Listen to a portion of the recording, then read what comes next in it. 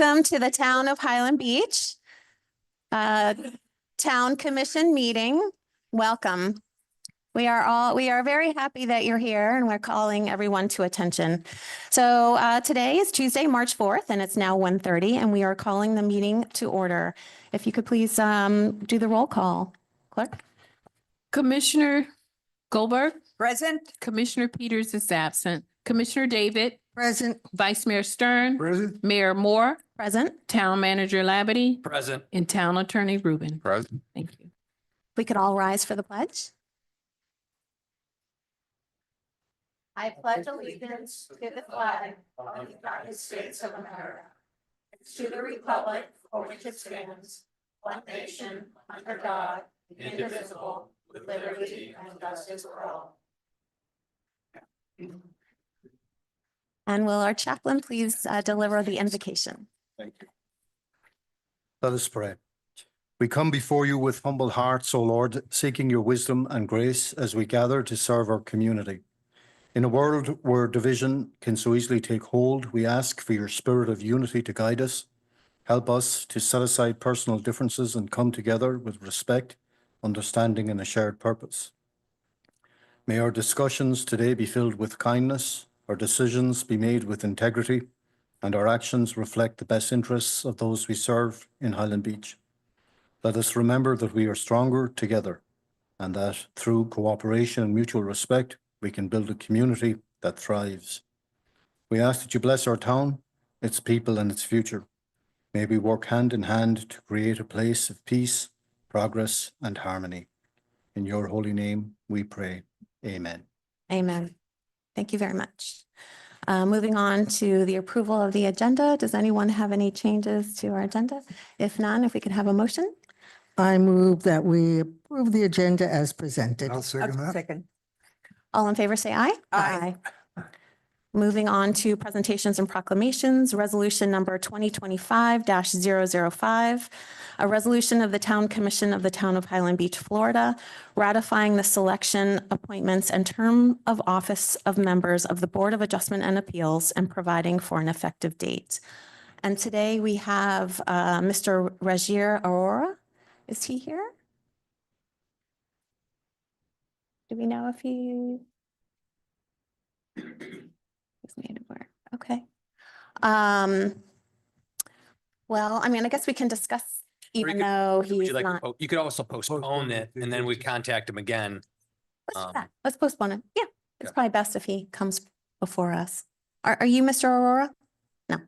Oh, perfect. Oh, you are. Are you Mr. Aurora? No. Oh, okay. Okay. I thought you said we were saying yes.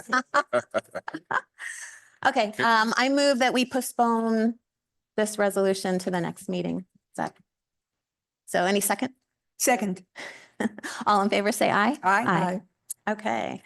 Moving on to the next resolution, number 2025-007, a resolution of the Town Commission of the Town of Highland Beach, Florida, ratifying the selection, appointments, and term of office of members of the Planning Board and providing for an effective date. And here we are considering Commissioner Evelyn David for Planning Board member. Commissioner David will complete her 6 years as commissioner, and so therefore she is available to be appointed. And I want to say thank you very much for your volunteerism and for doing this. I think it's very valuable. I am very much in favor of this appointment. I guess I'll let everyone make a comment. Go ahead. Oh, we all salute Yes. her application, Yes. her willingness to continue to serve this wonderful town. And I am so totally delighted and happy that you'll continue to come into this hall. Thank you. Yes, You totally appro- support her. We appreciate the nomination. We appreciate you. Thank you very much. So I'll go ahead and make the motion. I move that we accept resolution number 2025-007, approving the appointment of Evelyn David to the planning board. Seconded. Do you want to do a roll call or should I just say, all in favor, say aye? Aye. Motion carries. Okay, next item. Update on Milani Park. So on my last update on this topic, I had previously mentioned that Palm Beach County has selected the architect who will design the park. And they have shared a conceptual design with me. So I thought I would share the conceptual design with you. And also to let you know that this model will reside at the clerk's office here in town, in the town hall. And so if any, you want to look at it closer, because I know you're not going to be able to see it as well as I present it, you can do so. So, and then I guess before I go over the model, I also want to announce we have shared the word about this, but Palm Beach County is hosting another public outreach meeting. It is scheduled for April 2nd at the South County Civic Center, scheduled for 6 p.m. And at that time, they will probably do a more thorough presentation than I am today. And there will be options for the town to consider. They very much want public input, on certain aspects of the park. So I do recommend that people attend. And I guess I'm wondering if we should arrange for buses or something, or maybe that's something to be discussed if, some sort of, since it won't be here in Highland Beach. So we can do a quick poll. We'll send out, my team send out some communication, see if there's folks that would be interested in collectively driving down to hear from the county and the architects make their presentation. It's on Jog Road. Takes Right. about 20 minutes with traffic. So we'll do that. We'll send out an email and see if anybody's interested in doing it. Well, then we'll determine how many, if any, we need and go from there. Sounds good. So to give you a preview of what will be presented at that April 2nd meeting. Okay, so I know it's hard to see, but this is a conceptual 3D model that was presented by the architect. Running through the middle here is A1A. And so you have the west parcel of A1A and you have the east parcel. Some things that you'll notice, and I know it's hard to see on the TV, but maybe people who are sitting here in the audience, it just, there's a proposal to put just a lot of shade trees, mature shade trees, so that residents who are in neighboring buildings, as they look down on the park, the parking is somewhat camouflaged. So one message that the residents have conveyed to Palm Beach County is the desire for the park to be beautiful and that it not look like your standard parking lot. And so this was one of the concepts that they are employing in order to kind of camouflage the parking. Another key piece of input that has been provided to the county is our concerns about traffic and that cars would be stacked and causing delays on A1A. And so what they've done to try to address that is as you, actually I have this upside down, but as you drive into the park, obviously there's a lane to go into the park and a separate lane to come out of the park. And what they've done is they've put a median so that cars entering the park have to go all the way west, as far west as possible, and then loop around so that you can't quickly turn into the park and then try to park and then cause more traffic delays. So that was one of the concepts that they were using in order to allow for the maximum number of stacking within the park. some other features that they're doing. So the architect is not only an architect, he is a landscape architect with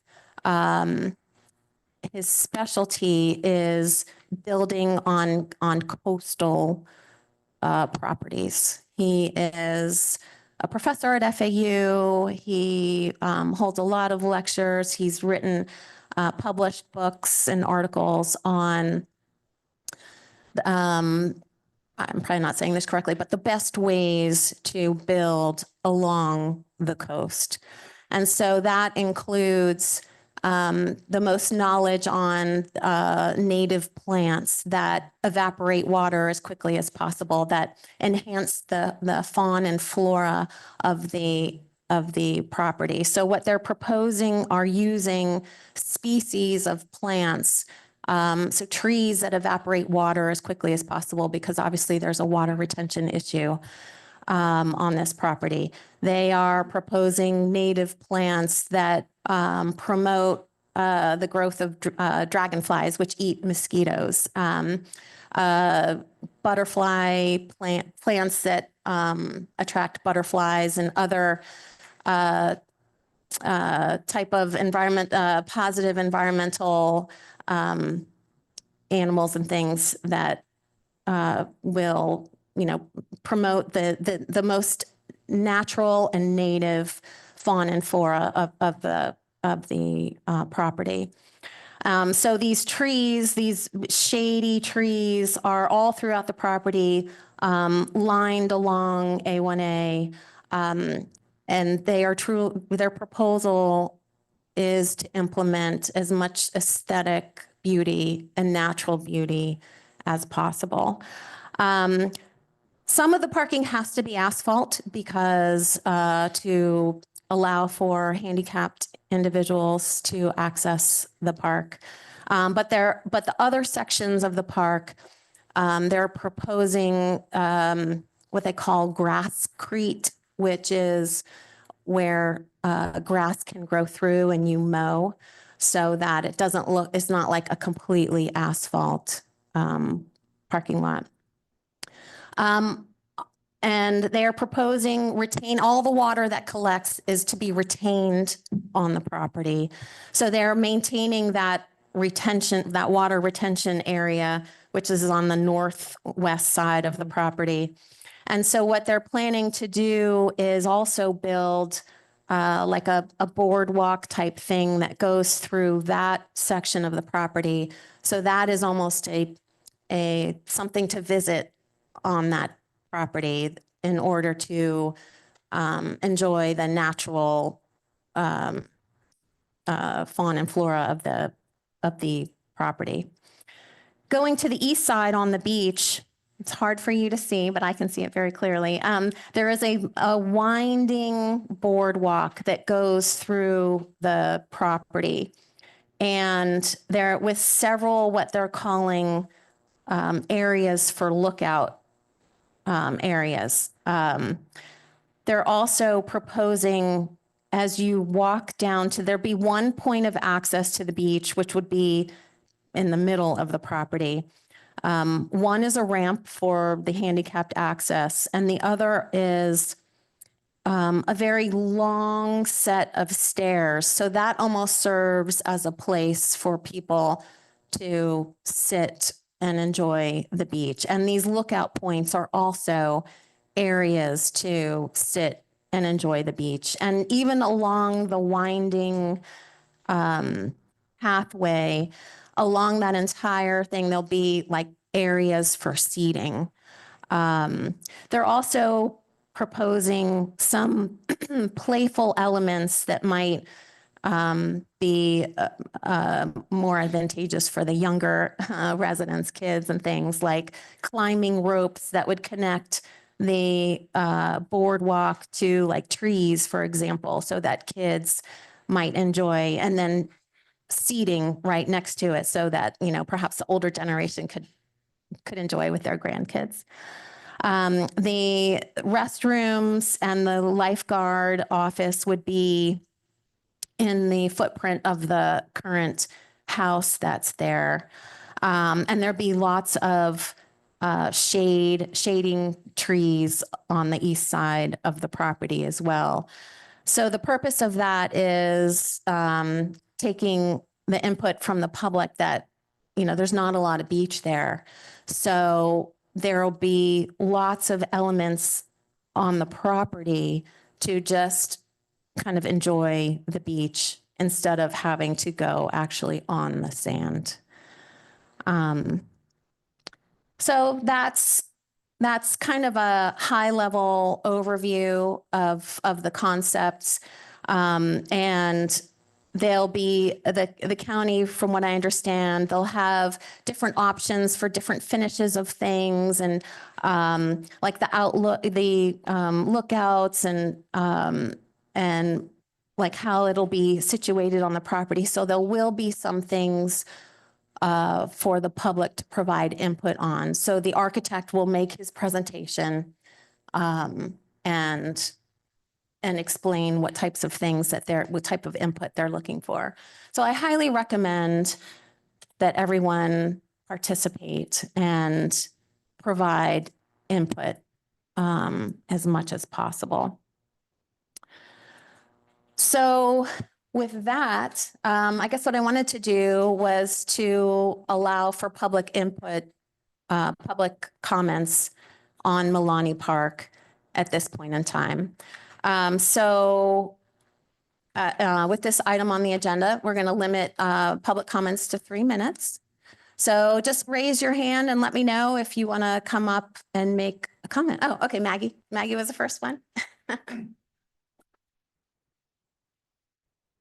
So state your name and where you live, and you've got 3 minutes. Thanks. My name is Maggie Chapelier, and I've served on the Natural Resources Board, and I volunteer at Highland Beach in many aspects, dune restoration, turtle preservation, and now Milani Park. A while back, when I started getting involved in city government volunteering, I realized that there was this park that was very controversial, Milani Park. As a person that's been around the block 68 years, I always believe that we should have a plan B. If things don't go the way you want them to, you should always have a plan B. And my plan B was, if by some chance we don't win the no park idea, there should be a plan B where we communicate with Palm Beach County, who owns the land, as to what the residents would want. I considered many aspects of things I would like to see in the park, as well as my friend Laura over here, who helped me in this endeavor. And we met with Marcy Woodward when everyone else was mad at her. And I said, Marcy, is there any chance we could bring this down to 40 parking spaces? And I wanted bicycle racks. I wanted to have more bicycle presence, more people that would show up walking their dogs, things like that. And I presented a PowerPoint, like I'm going to do later for the sign thing. And they liked my ideas. I even had the opportunity to present my plan B to the architect who's designing this. And a lot of the things that I came up with, along with Laura, who's going to speak after me, were incorporated into this town. Now, there was an article that just came out in the Coastal Star, and the first thing out of the article is said, Maggie Chapelier. I'm being a little bit harassed by people who don't understand what's going on here. And here it is, folks. The park that no one wanted is coming your way. The town can't do anything about it. Palm Beach County, the taxpayers bought it, and I think, I don't know what year, in the 80s. And the town, the commissioners, the mayor signed a resolution in 1999 giving them 100 spaces and some other stuff that I didn't like. So I wanted to work with Marcy Woodward, the person that is in charge of all this, and told her this is not going to be a good thing for the town. So my purpose in this whole ordeal and controversy is if there's going to be a park, we want to be heard as to what we want. We want less spaces. I'm hoping that when you go to that meeting April 2nd, that am I cut off? Wrap it. That they will make modifications to the parking, and I still hold hope. But there is no way that this park is not going to happen. Not because I had anything to do with it. It's because the county wants the park. That's what I want to emphasize. Thank you. Who went? Barbara.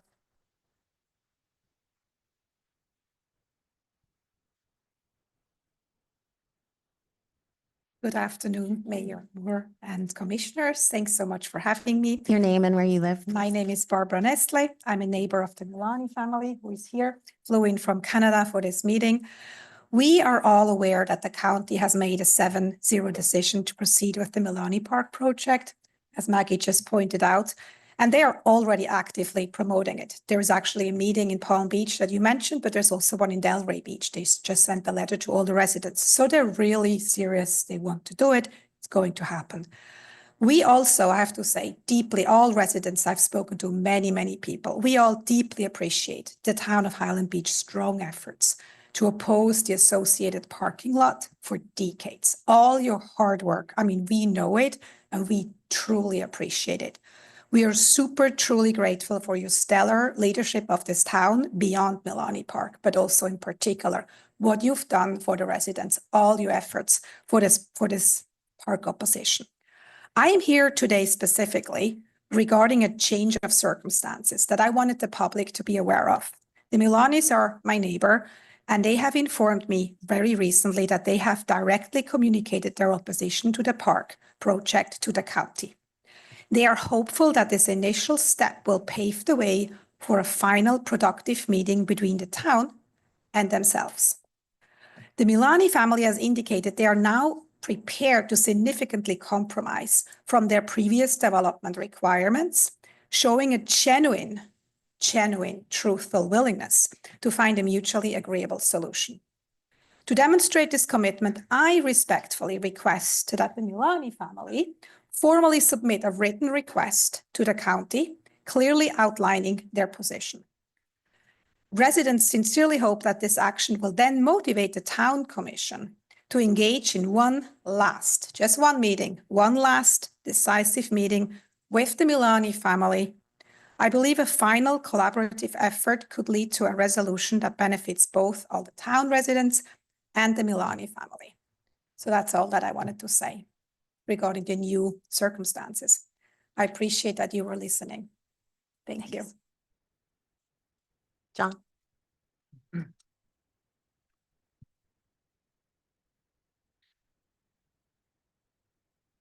So it's John Shoemaker. I'm with the Clarendon condo, been in Highland Beach 24 years now. It's been a long time since I've been here. Certainly didn't want to interfere with anything. I think you guys have been doing a good job. I appreciate all the work that's been done by Marshall. I need to first give some appreciation and praise to our first responders. I was involved in writing up their stories. And I have to say that Chief Joseph, where's the Chief Hartman, and Jeff Remus have been particularly helpful to the presidents of the condos of Highland Beach. As you may know, we get together about every 4 months or so, and we talk about the issues of the condos. I want to talk about Delray. I don't want to talk about Boca. I just want to talk about what we have to deal with the condos. Certifications, electrical, structural, insurance, SERS, the SERS reserves, all of that stuff. Well, it also is clear that there's a lot of concern about Milani Park. So what I like to say is that maybe 2 years ago, pick it up. It's your son. That's a great ring. So I think it was about 1.5 years ago, and I said to the commission, EMS and fire department, building and team, and all of that work that was done over almost 4 years was a signature success. Tasha, you were very instrumental in all of that, to say the least. And I think that the whole commission has worked very hard on that. What I'm hoping is that this park doesn't become the signature failure, that long after you're out of your roles, You're going to drive by that park, you're going to see it. And it's going to be either a great place or it's going to be a nightmare.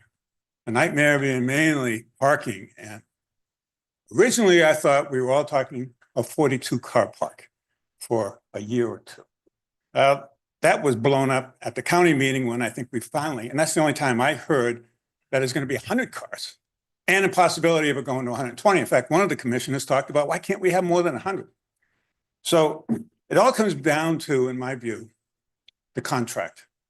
I've always stated, get together with the Milani family, the county, and yourselves, Marshall and the lawyer, sit down and work out a new agreement, because any contract can change. Amendments, changes, edits, whatever is needed, you can still do it. Regardless of the concept that you've described, we can still stop the park and do what half the town, at least from the input I get from the presidents and so forth, half this town doesn't want this park. So it's your responsibility to meet the needs and interests of the residents. And I don't even want to think about the other half of the town when they start running into parking problems. So I wish you, good luck. Meet with the Milani family and whoever at the county and pull off a miracle. Thank you. Thanks, John.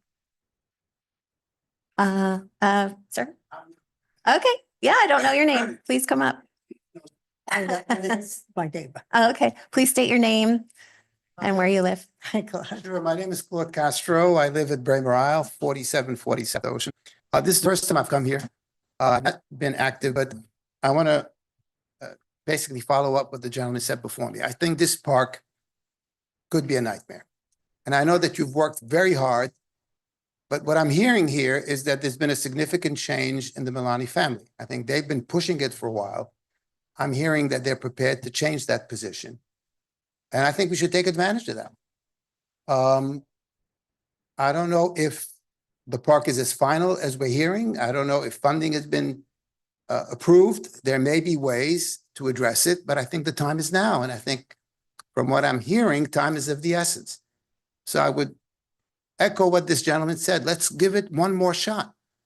I think again, it's new to me, but when I hear that the proponents of this park are ready to go back and say, no, let's not do it, I think we should take advantage. Thank you. Thank you for coming. Okay, Peter, come on up.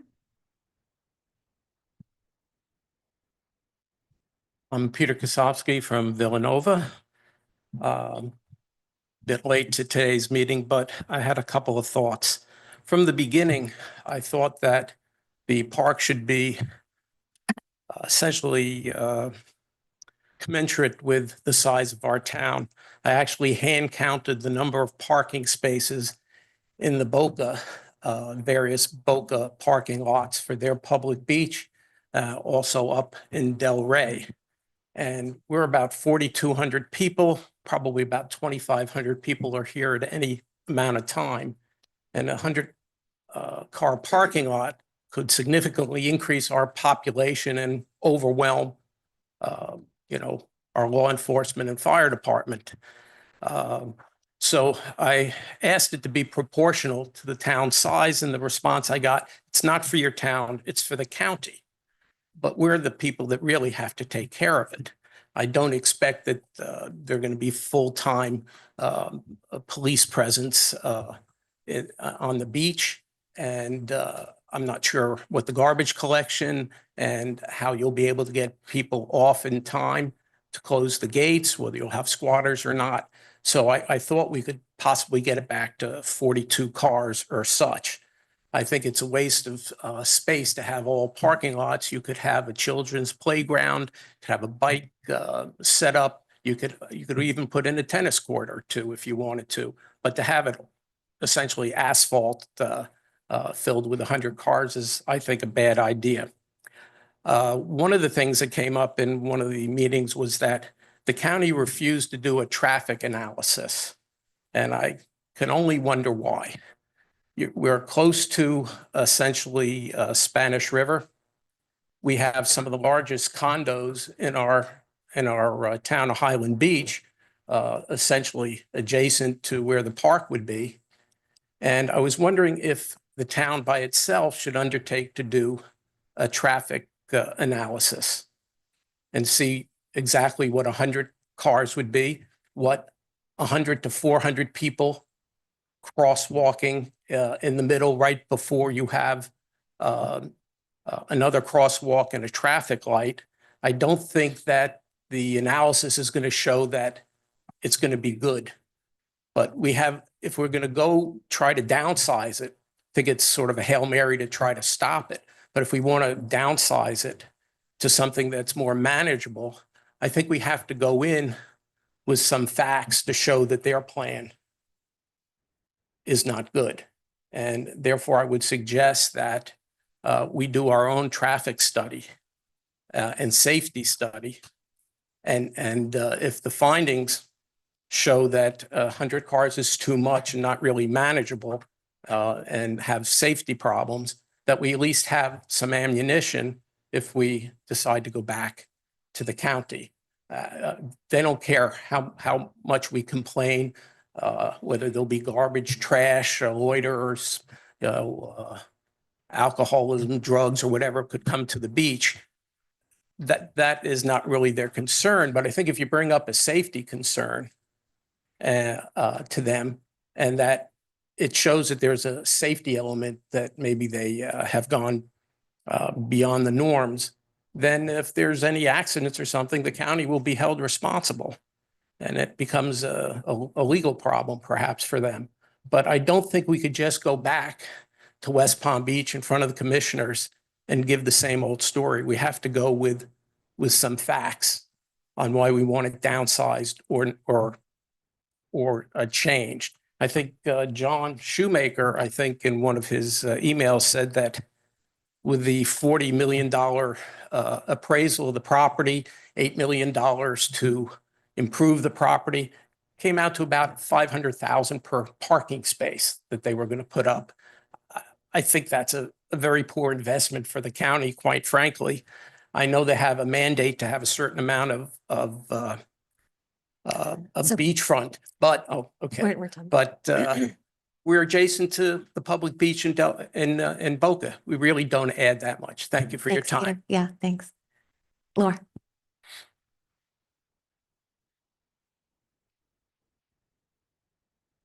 I guess I'm a little confused. So that we're- state your name and. Oh, where I'm you- sorry, Laura Thurston. I'm in Boca Highland, and I've been working with Maggie Chapelier on trying to mitigate the damage to the community through meeting with Palm Beach, trying to get things that would be assets to our community, as opposed to what we were thinking was going to be just an asphalt parking lot. And I thought we made a lot of progress there. I guess my question now is, if we're going back to square one here, what are I would like to hear from the Milanis what their plans are for this new proposition. Thank you. Christine?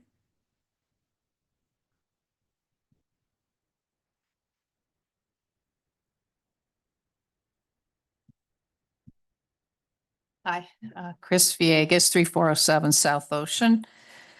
I'm a little bit confused. I was involved in meetings last year and went to the commissioner's office, and this isn't just a simple contract. This involves litigation. This involves someone who's already sold property to the county, and the county is pretty far down the road. I am not, wouldn't like to see this park in place. But I think Peter's ideas about doing a study, that might be very helpful, because that might get them to look hard at the parking spaces. But without something, I am unaware that anything's been put in writing and given to the commission so that we could take a look at it. So this isn't even a real hard proposal.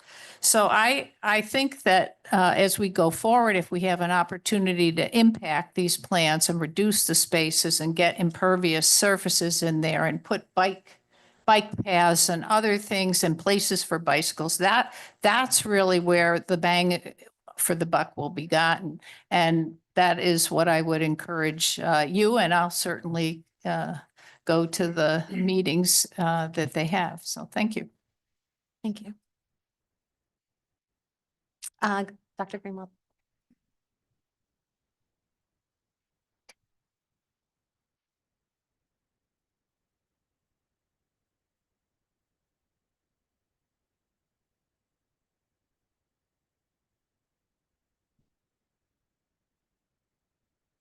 Rick Greenwald, Tranquility Drive. I haven't had any private meetings with anybody, so I have no insider information about where we are. I have been relatively faithful about reading what's posted on the town's website and coming to meetings and getting your updates. And I did go to, along with many of the other people here, to the county commission meeting last spring where we had the opportunity to speak. And I came away from that meeting and have not been dissuaded that things have changed that much in terms of philosophy, but I came away feeling very strongly that number one, the county was going ahead with this park. And they have their own statistics about how many parks they need. And I previously was making the mistake, if you will, of conflating parks like Delray's Park or Boca's Parks, which are really much bigger and much nicer than the proposed site in Highland Beach. But the county doesn't look at it that way because they're looking for their park, their county park with their rules. So that's number one. The other thing that they made totally clear is they don't really want to negotiate with us over terms of the contract for two reasons. One is they don't trust the town based on its history of negotiating with them over the last 30 years. And number two, they don't want to change any of the terms of the contract because what they have now has been fully litigated. And they don't want any changes that could potentially open them up to more litigation that would in turn delay this park, which they want to get done. And the existing contract, as you know, has phases where they have to get it done within a certain amount of time. And they're approaching their last 5-year run. So there's a lot of things with that. That doesn't mean that we shouldn't continue to have some input. I would encourage people to go to the meetings. If we can get them to change things in a favorable direction, that's great. If a traffic study will show whether we may need a traffic light there, it would be the only one in Highland Beach. But we may, because I don't see how people are going to safely cross the street as well as cars making left turns in or left turns out. But that's something that they can study and the traffic engineers can figure that out. But those are things that we should be looking at for safety. To get them to stop at this point, I just don't see it. I mean, they're tired of the not in my backyard arguments. I mean, they get that all the time. If I were a town commissioner, I'd be tired of hearing that too. And the other thing that I found a little bit depressing, but whenever there were any other residents from non-Highland Beach at the meeting that had anything to say about anything, they have zero sympathy for all the rich people in Highland Beach having a public beach in Highland Beach. Zero. And, you know, I think that we're up against it. And at this point, the best thing to do is, you know, we can have a stand, but we need to play nice, get the best thing we can. If that means more bicycle racks or other things, ensuring safety, that sort of thing, that's what we should be doing rather than trying to get back to ground zero. I think we lost that battle sometime over the last couple of years. Thank you. Thanks. Thank you very much. Jason, come on up. Jason Chudnovsky. Commissioner Evelyn David, I want you to know that the role you'll be filling in the planning board is a very powerful warm seat. That's number one. Just clarification. In listening to the presentations, am I correct that what's being asked is for the commissioners to have another meeting with the Milanis? Is that what's being asked? I mean, we'll discuss. I mean, we're just hearing public comment right now. agree, and I'm not sure what a meeting between the town and the Milanis will have as far as the county park. County has says they're building this park. I'd say let's let all the public comments finish and then we'll discuss Right. as a The commissioner. Milanis, I'm sure will speak. But I was trying to understand because there's a lot of back and forth, which we've heard before on the park itself. Right. And I was just curious what the question was going to be to the commissioners to vote on. And that's what I was not clear on, Mayor. But Okay, thank you very much. Are there any, yes.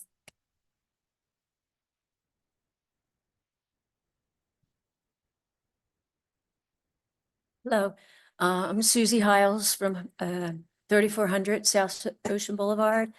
And I've lived in Highland Beach for approximately 24 years, and I've been on the Highland Beach Turtle Team for approximately 22 years. And I also was on Beaches and Shores previous years on their advisory board. And I do agree with, I don't want to repeat it all, but everything that Barbara Nestle has said involving this situation. But I also represent the Turtle Team here in Highland Beach, and I've walked that beach many thousands of times. And there is a lot of activity there from the sea turtles. And that's, you know, for that we get at least 20 to 35 nests there. So I still don't understand, you know, how that's going to be protected. So I'm just asking if there could be another, you could consider another negotiation, you know, since the Milanis want to speak too. So that was just all I had to say today. Thank you. Thank you very much. John.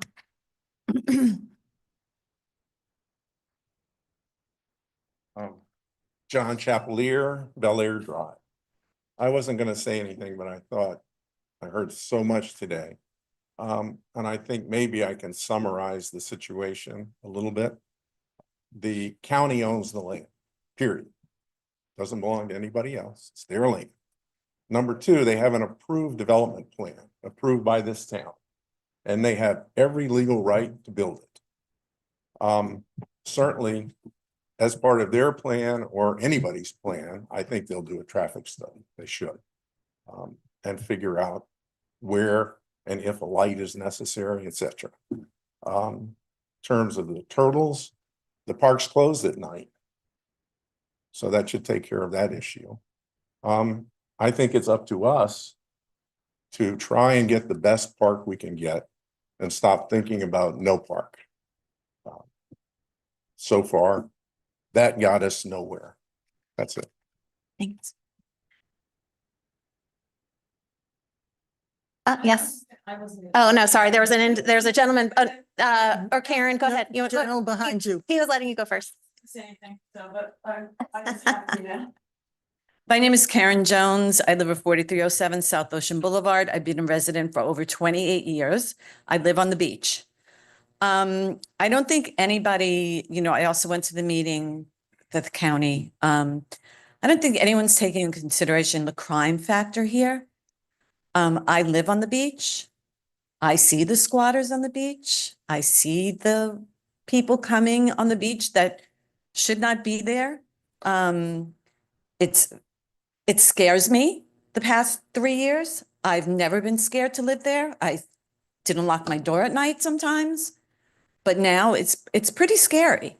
And if anybody wants to consider the crime and how we're going to shut off this 400 feet of beach, which it's only 400 feet of beach, and we're not going to get any help from the county on sand or dredging or any benefits to our beautiful town, which is called Highland Beach.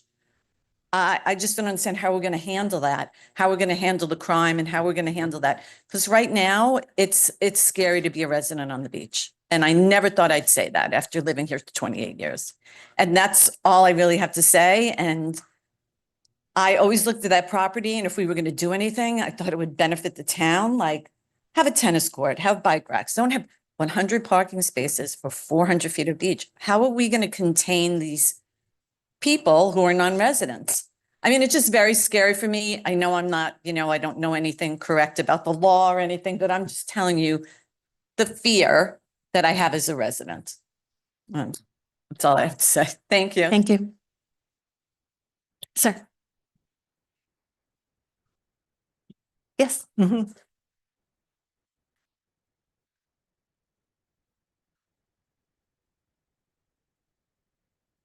state your name and where you live. My name is Bob Crandall. I live at 453 South Ocean Boulevard. We have a house. We've been here 13 years, 2 different locations. I originally came here to advocate against this parking lot and I guess the implication of the park.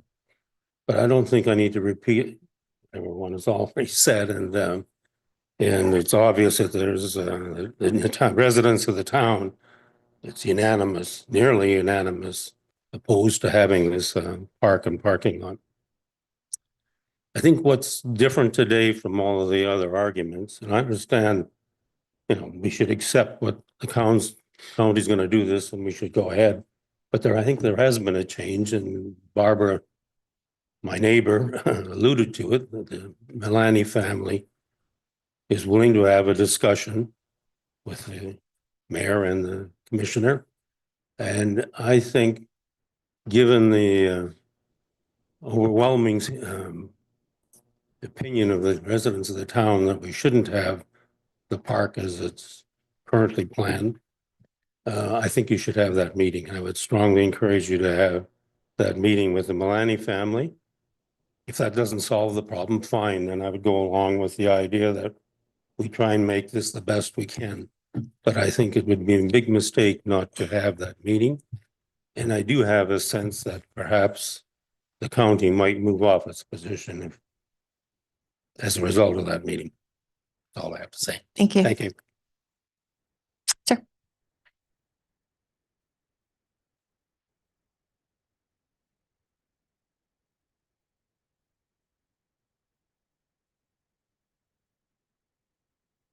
Tim Rotolo, formerly of Highland Beach, now Boca Raton.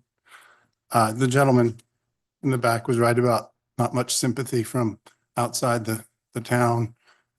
I've listened to some nasty things coming from this commission about Milani Park.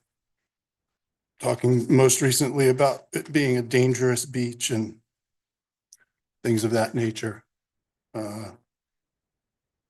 The commissioners of Palm Beach County have taken nothing but abuse. And so I'd like to see it all end so that the county can have a nice park for all of its residents to visit soon. Thanks. Any other comments? Okay. Oh, Maggie, you want to go ahead? Okay, sure. I guess not. In closing, we have the Milani family that would like to speak, and I'm dying to hear from them as well, because they're the ones that So make sold it the quick, 'cause land. you already had your 3 Okay, so minutes. what I Yeah. want to say is, guys, people of Highland Beach, they own the land. They're going to give us a park. Laura and I have been working with the county commissioners and the mayor to come up with something that we'll all like. Our kids will like, the community will embrace. It'll be something spectacular if they're going to spend $8 million on it. Maybe they'll reconsider and give us less parking. That's what I'm hoping for.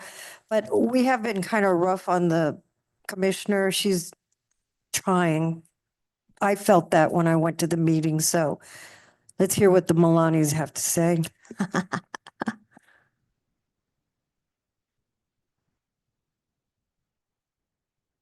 Hi, Cam Milani, 4612 South Ocean Boulevard. Hi, everyone. I've met some of you, not all of you. Thanks for coming out today. Bit of an emotional piece for our family. It's been 40 years. I know a lot of you have been around for that time. Some of you were probably there in May when I gave a speech as to our family position on the park, and a lot has changed since then. It's been difficult for us, and I want you to know we hear you. We're getting a lot of feedback from you, and I know there's a mix of thoughts on perhaps what could happen here, what should happen here, half, some, none. And let me just put on the record, we're open to a discussion. Before we weren't, today we are. We live in Highland Beach. We're here with you. We care about this town. We do a lot of business in this town. We have development projects here. We care about, what you guys all want to see here, and we're not completely blind to that. So I want to express our support for the town. I don't know where we could land on this, but I want you to know we're not here to say, build the park tomorrow. We're here to say, please tell us if you don't want this park built. And I'm getting a few mixed signals, and if that's where this commission lands, that you really, really don't want this park, we'll stand with you. Okay, Okay. looks like we're done. And I'm open to fielding questions from you if you want to put me on the spot. I'm happy to you- field those questions and have an Yeah. open discussion about it. Okay, thank you very much for your comment. Really appreciate it. May Okay, I make a statement? yes, I think we're done with public comments, correct? Wait, Oh, yeah, but that's, yeah, that's, Yeah. all right. There's So if you want to sit one down, thank you. big thing that everybody seems to be missing. The Milanis at this point have no say in whether that park gets built or not. They sold a piece of property. When you sell a piece of property, whoever buys it owns it. You don't get to come back 40 years later and say, we think you should do something else. They don't have a say. If they really feel this way, let them go to the county commission. The town doesn't have a say. They don't have a legal say. The county is the only one who can control what goes on with that piece of property. They have made it very clear they intend to put in a park. And as several people said, we can try and adjust what goes in, but there will be a park. And the more we push against the wall that's already been put up, the harder the county is going to fight back against us. I mean, if you hit your head against the wall so many times, all that happens is you get a headache, but the wall doesn't break. And we all have to look at the legalities of it. The town doesn't have a say. If the county follows all the points that were in the settlement agreement from a lawsuit, mind you, not just a simple contract, but a lawsuit, the county has the right to build that park. We hope they will take into consideration things like traffic and crime and all of these other things, which will have been pointed out to them, by the way, over and over and over again. And we hope that they will deal with it. But we don't have a choice at this point. And quite frankly, I'm sorry, but legally, I don't see where you have a say either. If you feel you can convince the county to do something else, by all means, go and talk to them. But I mean, I don't know where people think this is going. We have worked I've worked on this probably for 5 years, trying not to get this park. The park is coming. Period. The park is coming. And I understand people don't want that. And look, I live in Boca Highland. I am not looking forward to looking at a parking lot. I agree. But sometimes you have to go to Plan B. And Plan B is not going to be no park, because that's not in the cards. I'm sorry, it just isn't at this point. So you may not talk from the audience unless you're, this is the way the commission is discussing. There is no discussion from the audience. Yeah, I guess I also want to make some comments. Like has already been said, this is an agreement. This is a settlement with the county. I have been told on numerous occasions the county is not open to modifying the settlement agreement. A year ago, I definitely was very hopeful that we had the opportunity to make a change.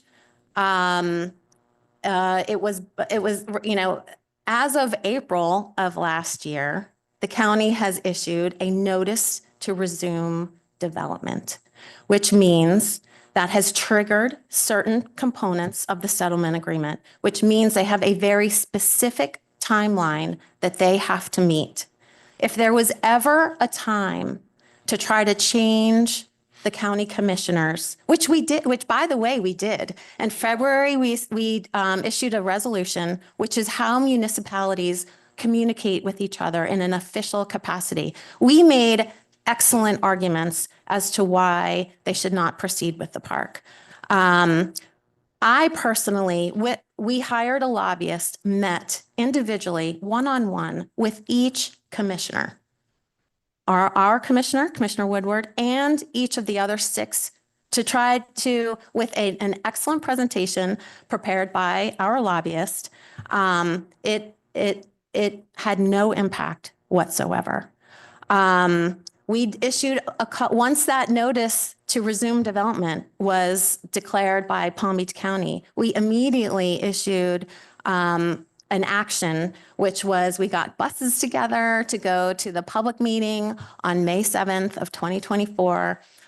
A bunch of us came with T-shirts, and I was extremely proud of our residents. We all made excellent reasons as to why the county should reconsider the park. And again, it was before they issued the notice to resume development, and it had no impact whatsoever. Since that meeting, they've issued a notice to resume development. They have issued an RFP to hire the architect. They have hired the architect. They are in a contract with Brooks and Scarpa for over $900,000 to do this park. That is done. That was completed in September of last year. They have progressed with all kinds of soil testing and, all the kind of testing, they're starting on the archaeological assessments and all that. They have already expended a good amount of funds to do all that.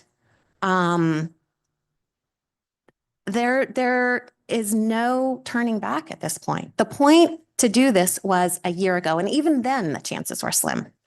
Now they are their legal counsel has advised the commissioners, you got to move forward. If you don't comply with all the triggers that are in place right now, according to the contract, it fails. It is a fatal thing, and they can't develop their project. There is nobody, there is no turning back. And believe me, I would prefer not to have the park. I really would prefer not to have the park. My position has always been, I'd rather see it developed into residential units and get the tax dollars to benefit the town. I know, not everybody feels the way I do, but that was my position. But we are subject to a settlement agreement, and we are law-abiding citizens, and we will go according to the settlement agreement. And I think it is in my opinion, my vote is, it is in our best interest to proceed and to cooperate as best as we can with Palm Beach County, develop the relationship with Palm Beach County, and to try to get the best park for our town. What the architect is proposing is actually more costly than your typical bare bones park. And if we want them to make that kind of investment in our town, I think we need to show cooperation, collaboration with Palm Beach County. And I can tell you, they are open. There were several instances where they displayed to me where they were taking into account our considerations. So I propose that we continue moving in that direction, show cooperation, go to this meeting, provide the input that we have, and move forward and not resist a legal settlement, that has been, tested. So that is my opinion. So let's see what the other commissioners say. Well, I concur. Yes, I do concur with the mayor and Commissioner David. At this juncture, that is the best a foot forward that we should make as a commission, as a town. Just notably, the Milani family had been, I was at the county meeting, what was it, a year ago? Several months ago, when the Milani family had representation by council, I believe. And they were aligned with the county in proceeding with the park. They were not aligned with our position at that time, unfortunately. And again, as a settlement agreement, a court order, there are restrictions. It is just not, there are ways perhaps to get through it, you know, consideration of both ways and going back to court possibly and changing it. But that time has passed. And this is the time for cooperation. I'm impressed with what you showed us today. And I think the efforts that have been made by those in the town that have been able to sit down with our county representative was good. It was good. We see the results. And anything we can do to encourage a police protection other than the town. I know that they've committed to, what is it, the county sheriff would be here. It's not going to be our Highland Beach police force. I'm very concerned, as you are, about safety. What's going to happen? There's not going to be a wall erected to keep those participating, enjoying the park from walking the beach. So on our beach, we will have people we don't know. And we have wonderful facilities here, our police force, our fire department, EMS. And I'm sure that we are going to be tackling those issues and possibly those problems that we're going to see. And you can be certain that our voice will be heard, will be made, I hope heard, if we have to go back to the county and insist that they do their due diligence under the contract and under the obligations to us as Palm Beach County residents. I totally concur. That being said, if the Milani family feel that we're missing something or something we should know, I invite their comments in order to hear what they have to say. I think the case that was made here, and especially your discussion, is 100% online, and I support it totally. Thank you.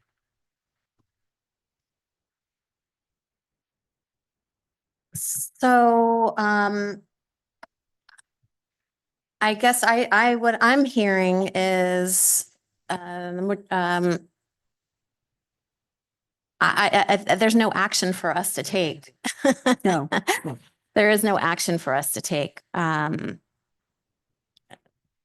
So I was expecting with the Milani family here, representative today, that there would be something concrete, something, if there was anything to offer that was more than we're here standing with you. I mean, you didn't use that language necessarily, but before we conclude this discussion, and further to what you just said, if there are any other comments from the Milani family, if there is anything direct that you intend to pursue or to say that would change the circumstances, please take this opportunity to do that and let us know. Okay, yeah.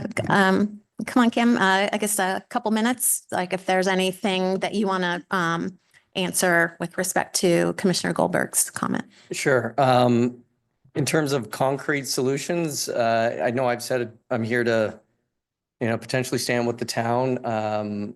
So in January of last year, we had started a negotiation process with respect to our current development applications down at the south end. And those negotiations sort of stalled out, I think similar in line with the meeting in May and your lobbying efforts and stuff like that. So if we revisit that negotiation process and could come to an agreement, and I would say, look, I thought we were really, really close. I thought we were like inches away, almost feet. I mean, joking aside, it was pretty close. And I think if we could enter into an agreement that's in line with something that this commission had approved, you'd have our support, like unequivocal, loud, and I believe persuasive at the end of the day. And I know, Ms. David, you don't think there's a shot at this. I know, I get it. Listen, I can see how you would feel that way, and I can see how a lot of residents would feel that way. But I've climbed out of deeper holes in my life. I know it's a short life, but I wouldn't give up. I think we can do something if we get together and we push together. I believe in my powers of persuasion.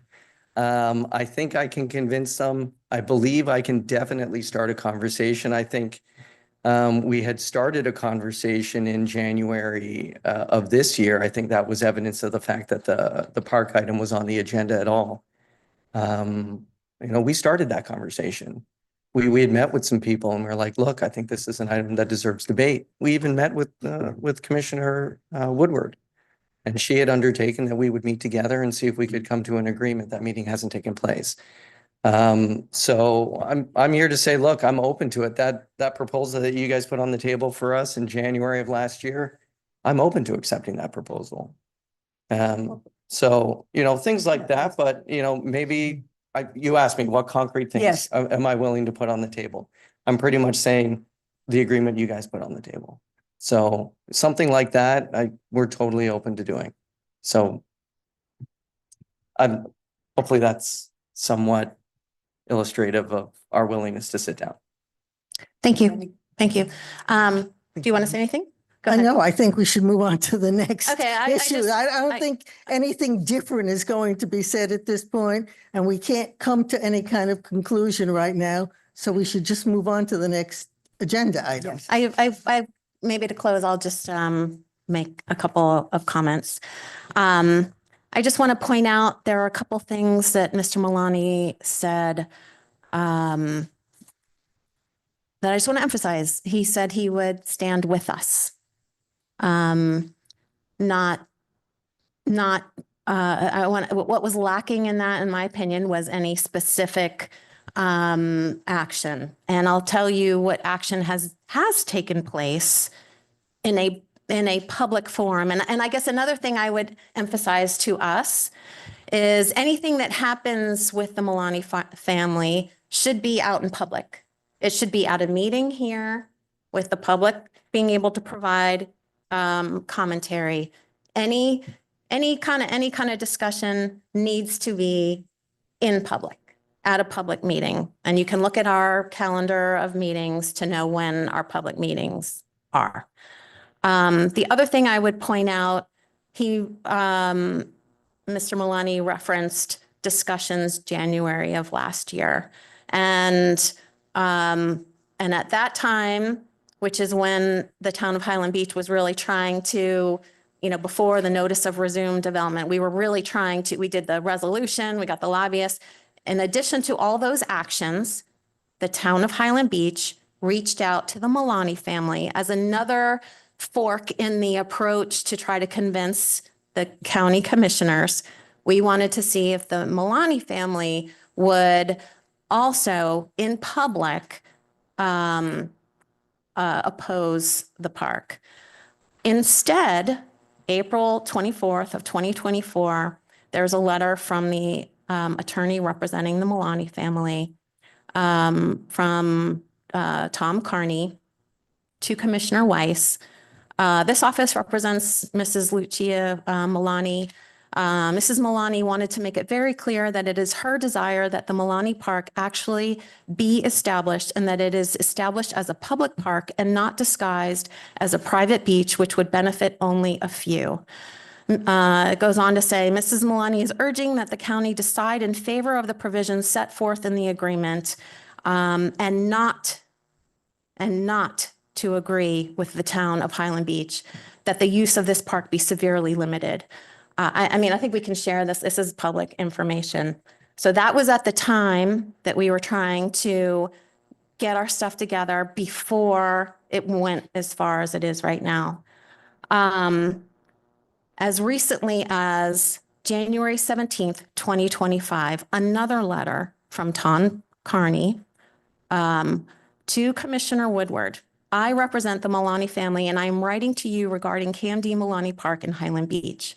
We have recently reviewed the agenda of Palm Beach County Commission for the meeting held on December 10th, 2024, and saw that the park was identified. They're saying, is 100 parking spots enough? It's very important to us that we get the park that was agreed to and was part of the settlement.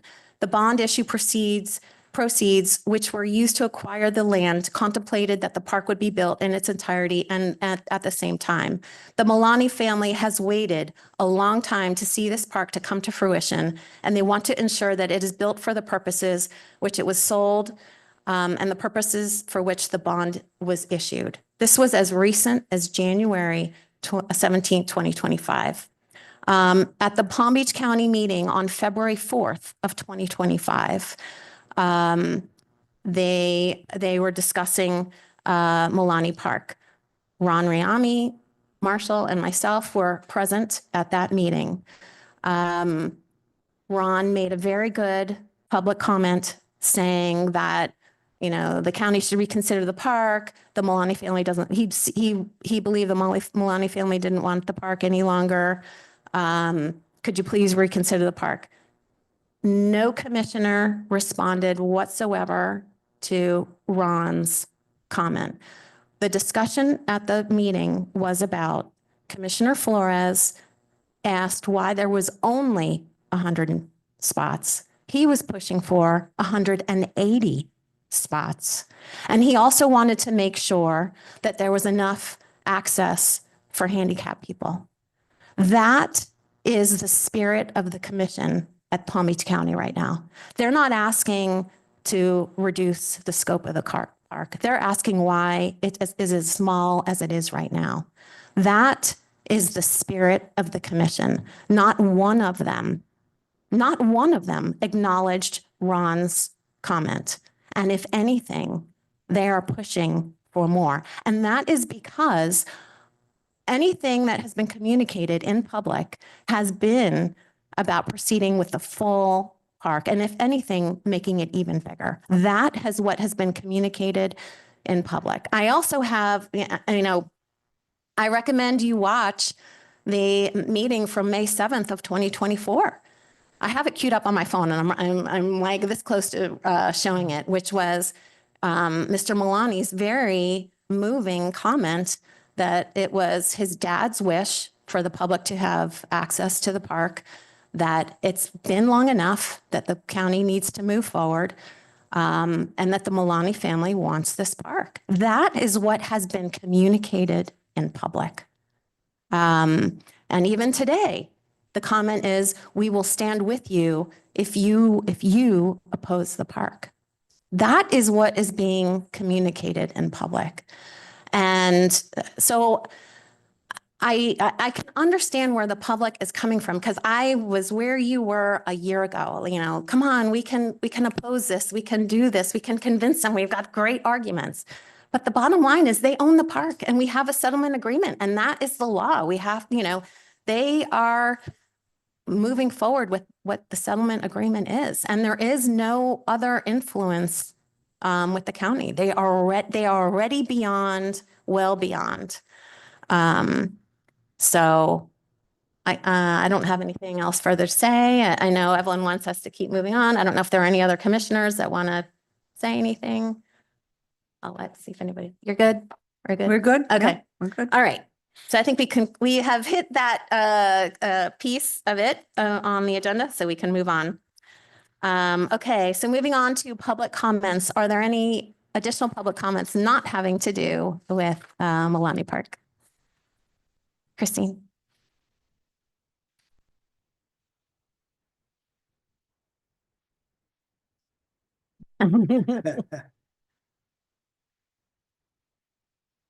Just wanted to let the commission know that Marcy Woodward has put a proposal to the engineering department, nothing to do with Milani Park.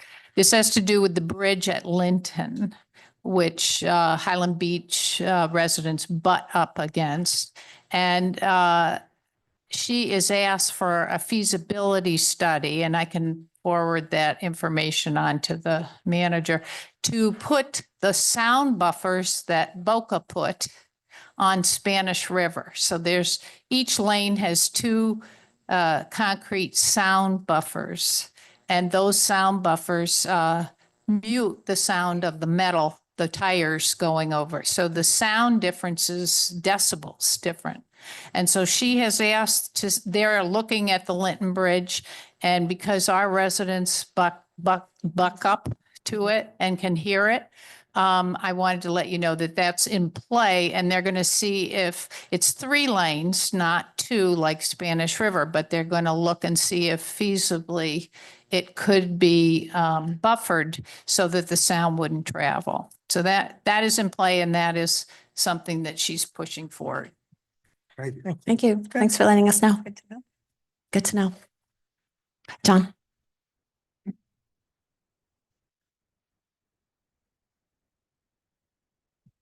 Again, John Shoemaker, the Clarendon.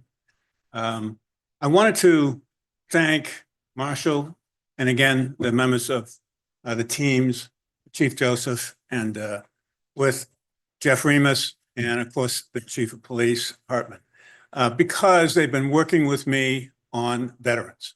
As you know, I've been continue to work on identifying veterans in the military, where I interview them and write their story, and we put it on the website, part of the town's community information. And if anything, I want to continue working to identify veterans. So if you all know of veterans who have not been written up, go to highlandbeach.us and you'll see the community tab, veterans, and we're going to continue to identify and bring recognition to them. We've also added, of course, the veterans in the fire, EMS, and police departments. It's really because of Marshall supporting it. Skender, you're back there. He's my man on the website. He does a great job, and thank you for your support. All righty. Any other comments? Okay, hearing none. Moving on to ordinances. There are none. Consent agenda. Any discussion on the consent agenda? If none, if we can No make discussion. I move we accept the consent agenda. Seconded. All in favor, say aye. Aye. Moving on to unfinished business, building department recertification program update.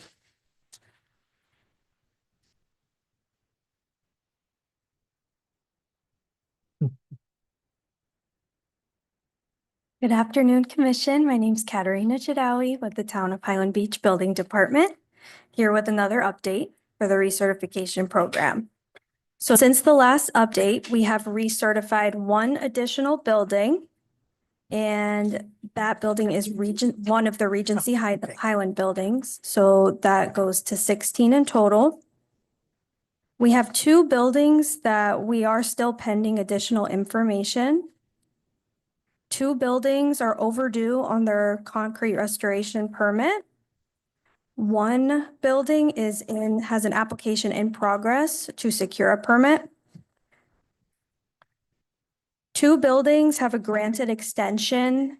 They were overdue to submit the concrete restoration permit, but the building official granted the extension. There's 26 buildings under concrete restoration permit. 1 building is still within its due date to submit the phase 1 reports. And then the last 3 buildings are too far to be notified. Their due date is too far in advance, so there isn't a status mentioned yet. Great. Seems like we're moving along. No, any concerns of anything? Okay, no, things are seems like great. we're making good progress. Yes. Thank you very much for the Thank you. update. Really appreciate it. Thank you.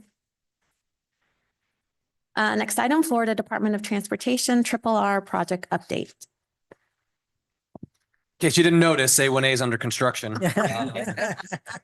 And it causes delays. So they're doing the shoulder work, as you could see, as they proceed south on the west side of the road. That's going to take a little bit of time. You can see the size of the excavation, and they have to, engineer and fill. So they're proceeding. I would probably say they're probably a month behind that very initial date of mid-May kind of timeline. They have a lot of detail work that remains once the shoulder work is done. Then they'll have to tie in driveways, and then they'll do the final paving. So it's coming along, painful. The pain continues. I'm hoping, again, be careful with bikers out there, please. It's been a little bit of a gnarly season with that. So please just be cautious when that marked shoulder, bike lane, whatever you want to call it. It's actually a marked shoulder. When that doesn't exist, it pushes more of the bike traffic onto the road. So just be careful, please.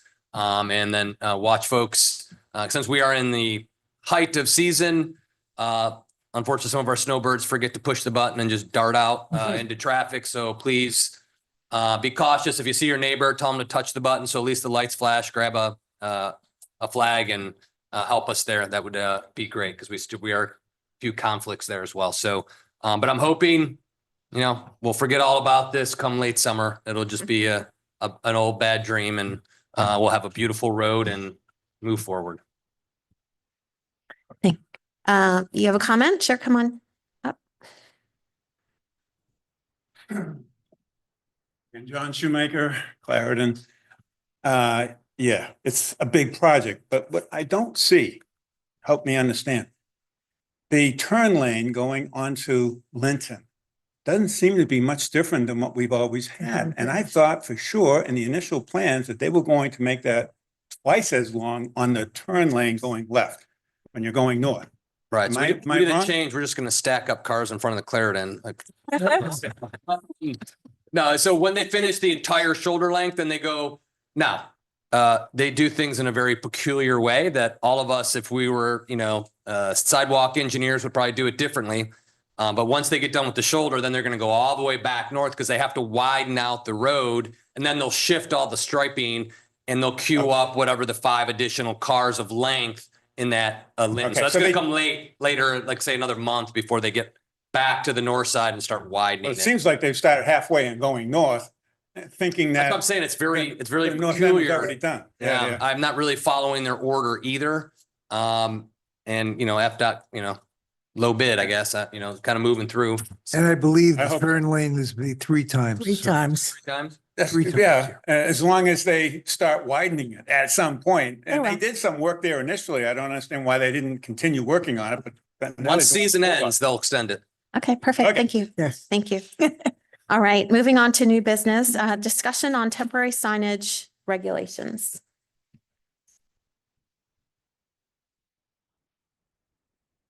Hi, good afternoon. For the record, Ingrid Allen, Town Planner. So on page 41 of your packets, I provided you a memorandum. I did get direction from the town manager to provide the commission with some information on what our code currently says about temporary signage. So chapter 23 is where we have our signage regulations. Again, on page 41, I've provided you the definition of a temporary sign. So that includes election signs, political signs, free expression signs, real estate signs, directional signs, construction signs, and grand opening signs. These fall under temporary.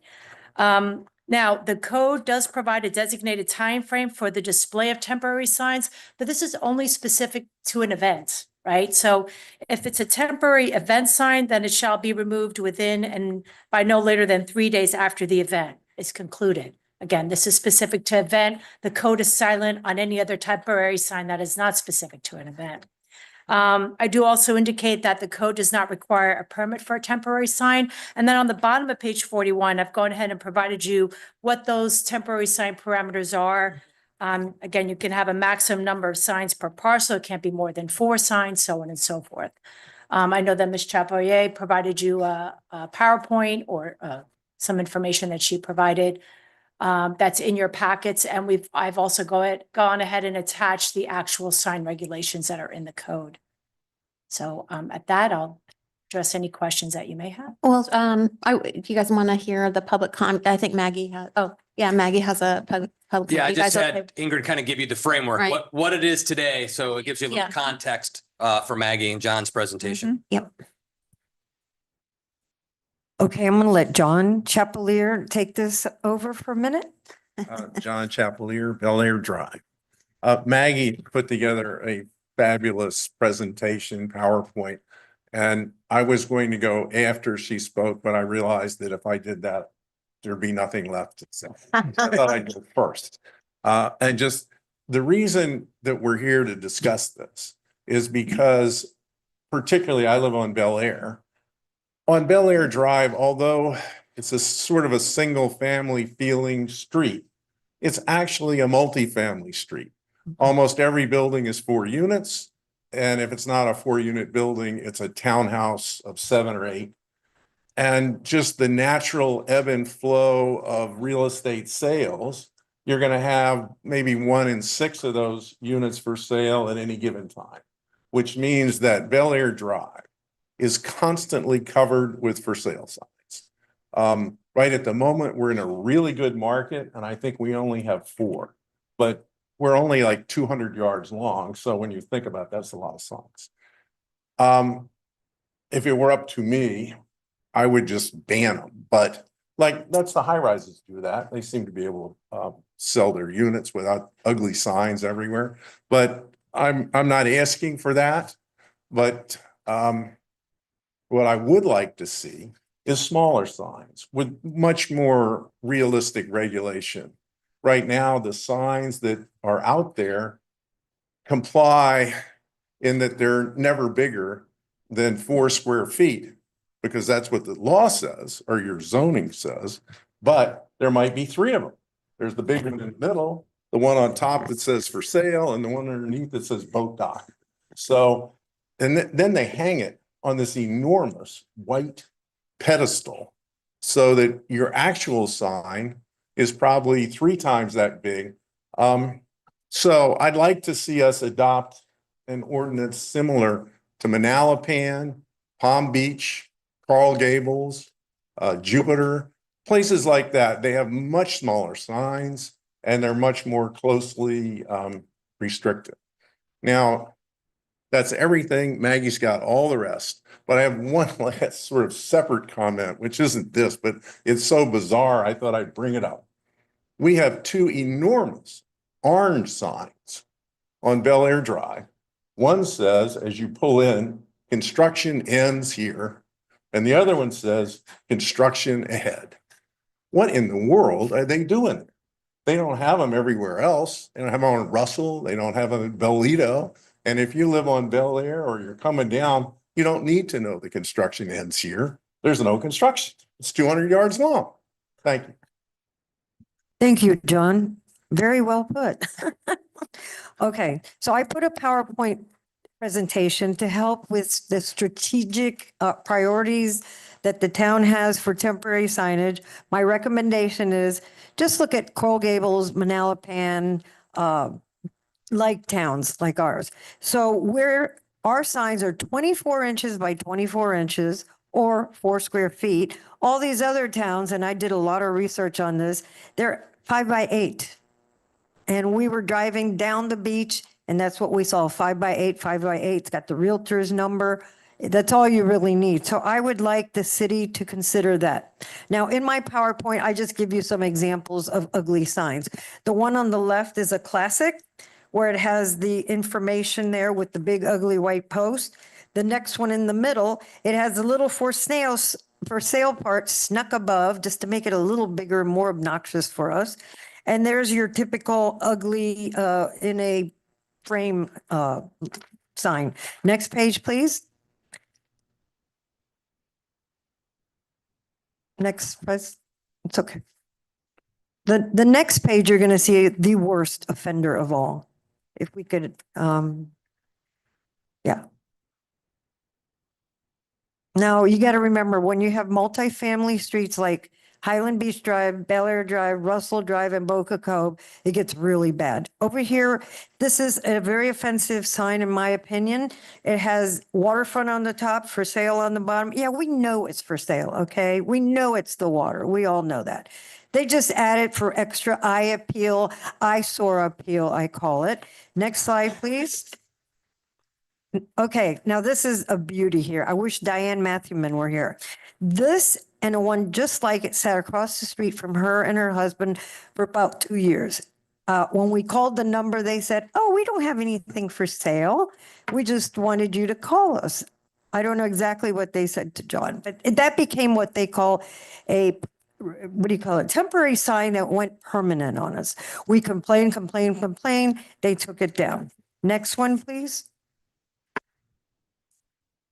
Another offensive sign that I had to deal with.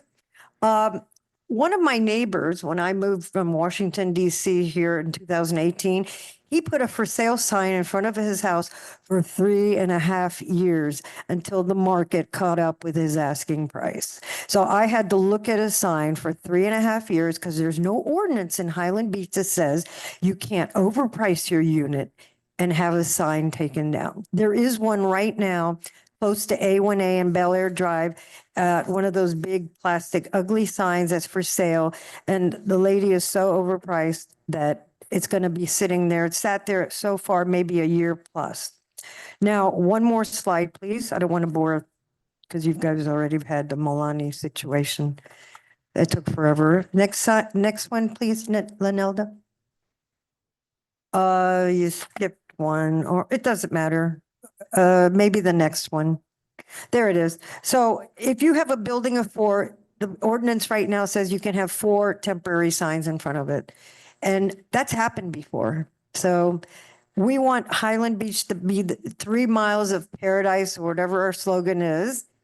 And we want less parking at Milani Park because we want a beautiful park. So I'm right there with you guys, and let's make this the most beautiful town ever. And please read over the ordinances and my ideas, and 5 by 8 is what all the towns are using. Thank you. All the good towns, even Dade County is smaller. I mean, I'm talking Miami, Dade County's signs are smaller. Okay, a public comment. Do you want to?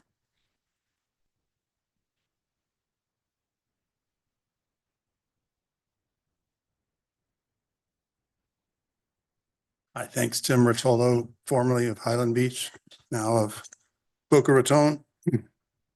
I've heard some things about the Florida Department of Transportation project, and that we might have some input as far as what happens with the bike path. So this item is about signs. Are you making a comment about signs? We are beyond the RRR project update. Well, I put my hand up for that, but we can make this a new business issue. I'd like to call for a new business item at the next meeting along the lines of how Ms. Chapelier did with the signage, as far as the input that the public and others might have to the recreation or shared path. Okay, that's not this item, so you'll have to, thank you. Thank you very much. So- It's not relevant for the item that we're discussing right now. Okay, but you skipped over, I put my hand up. That's Okay, thanks. Any other comments about temporary signs? Okay. Any discussion among commissioners about? I think you should have them bring in signs. So that you know, if you're asking to lower the size of something, you need to bring in different signs so you can actually see what you're looking at and compare them. And it may even be that put in something that limits how long a sign can be there. And also, if you're talking 5 by 8, I think you should make a distinction for political signs, because 5 by 8 political sign is useless. And political signs in this town anyway are generally only for our municipal elections. Very rarely have I ever seen a sign for something else, and it's for a very limited period of time. Just as a note, when it's maximum sign for the number of parcels and it's 4, if your parcel number is the same number on both sides of the road, it's a total of 4, not 4 on each side. Right. You could have 2 on each side or 4 on one side, or however you want it, but it's not 4 on each side. So you have to make sure that you're checking the parcel numbers to see if they go with a different parcel. But I think some real idea of, and maybe something to show how high these posts are, and so that you actually have an idea of what you're talking about. So Mayor, if Yeah, I may, Yeah. go ahead. the tricky part, and so I believe this ordinance was adopted probably about 9 years ago, 9 years ago, because there was a Supreme Court case that came out that basically said you can't differentiate regulations for temporary signs based on content. So you have to be content neutral. So that's when Commissioner David was saying, well, yeah, the standard political sign, we all know it's about the same size, but that's the issue is like, you can't say, okay, well, your realtor signs could be this big, your political signs could be this big, because then you're regulating based on content. There is a little more leeway with the commercial speech with the realtor signs than you do with the political signs, but there are legal ramifications to all this. I just wanted the commission to be aware, not to say that we can't reduce the size and other cities do have smaller sizes, but it's just something to consider. Oh, so hold on. We're not. Wait, taking yeah, public no. comment right now. So What- please sit until okay, you're. 'Cause called I'm up. not. Yeah, so let's follow the order of the meeting. What about the definition of temporary? Is there anything in the statute that, or case law that can offer us some clarification on that? Not really. I mean, the temporary signs are essentially the ones that are not permitted. They're the ones that just go up, and they tend to be all the ones that were named in they're the construction signs, the real estate signs, the political signs.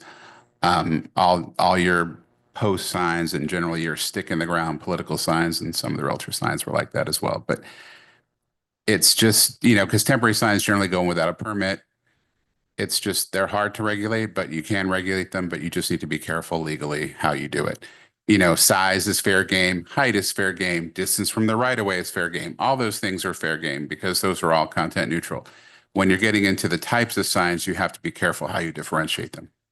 Can you differentiate based on something time limit? Yeah, you So can. that if it's going to be there for 2 months, it can be this side. But if it's going to be there for way longer, then it Well, can't be that. I mean, that's interesting. I don't know how because I think you don't know how long it's going to be there.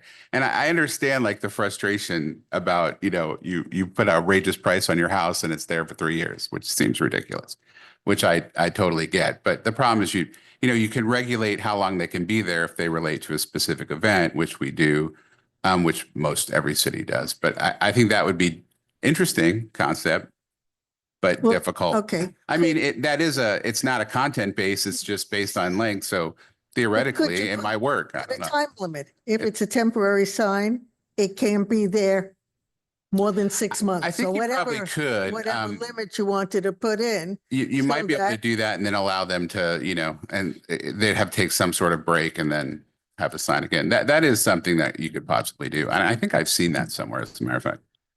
I've got a question. This is where my particular hackles go up. Can temporary signs be in the public road right away? No.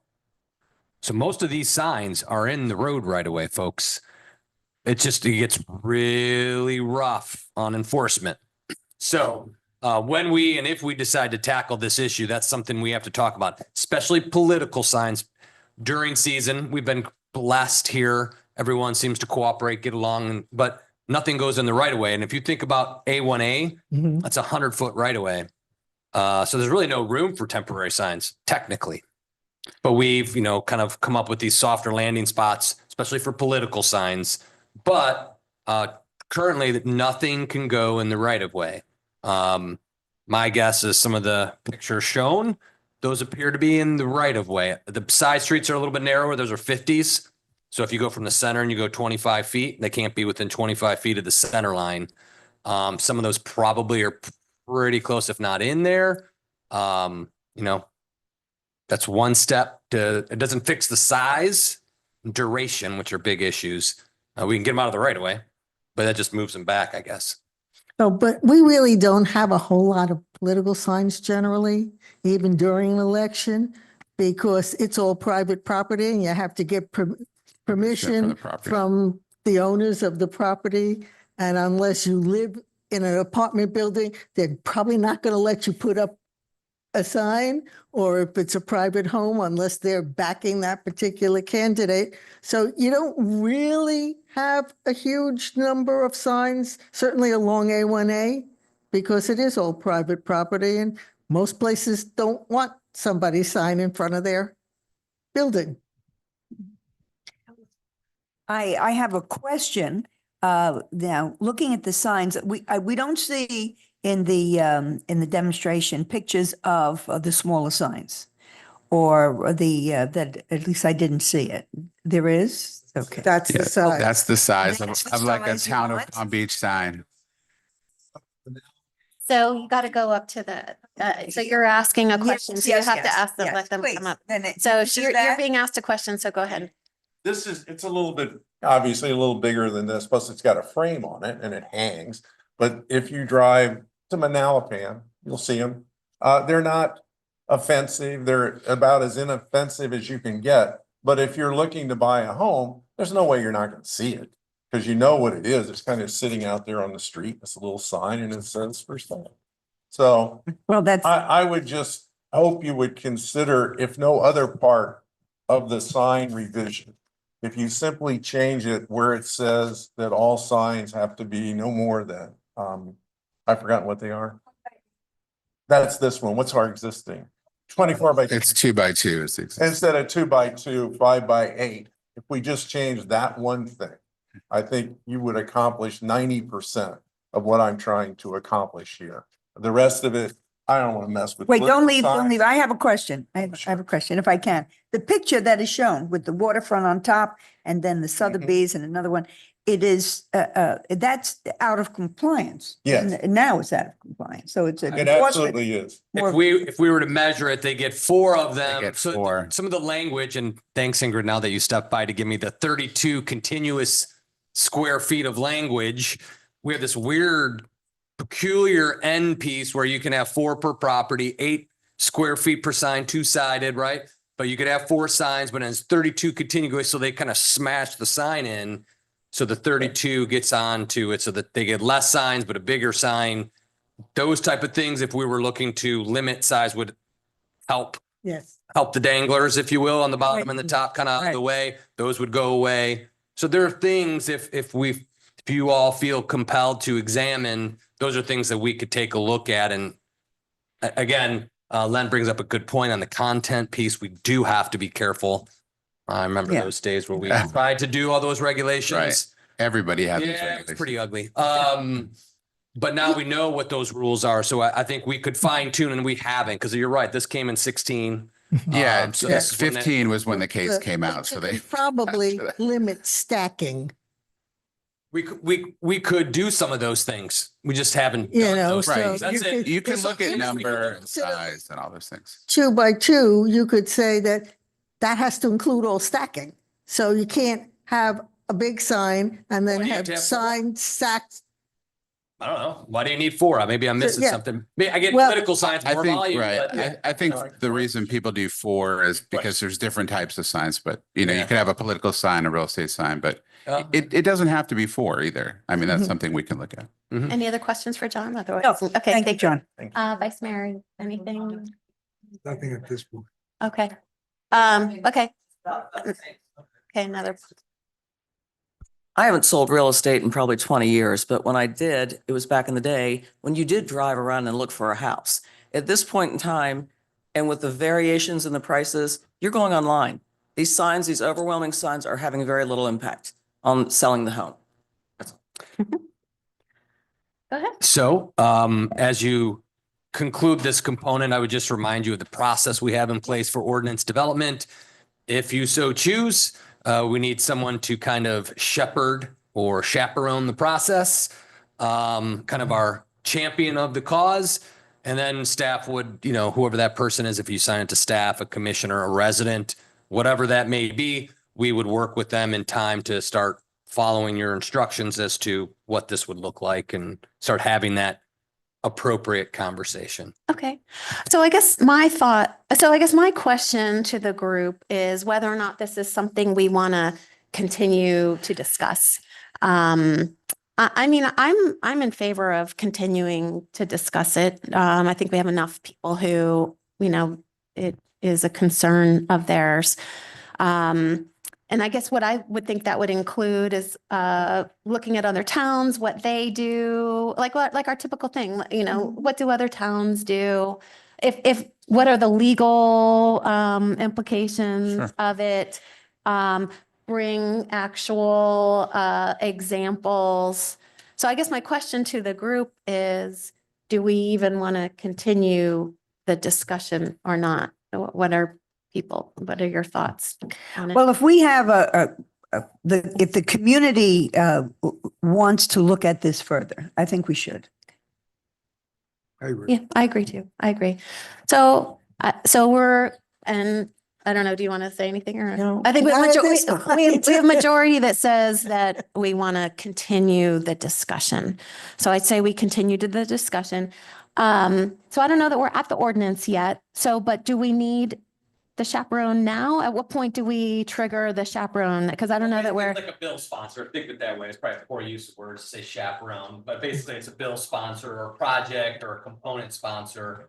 And then it takes, remember, if we do recall, Marine Accessory Structures, our 4-year adventure, that was sponsored by Vice Mayor Bobby at the time, and that's, ways back. So just somebody that keeps the issue moving forward, that, kind of looks at, again, this process takes time.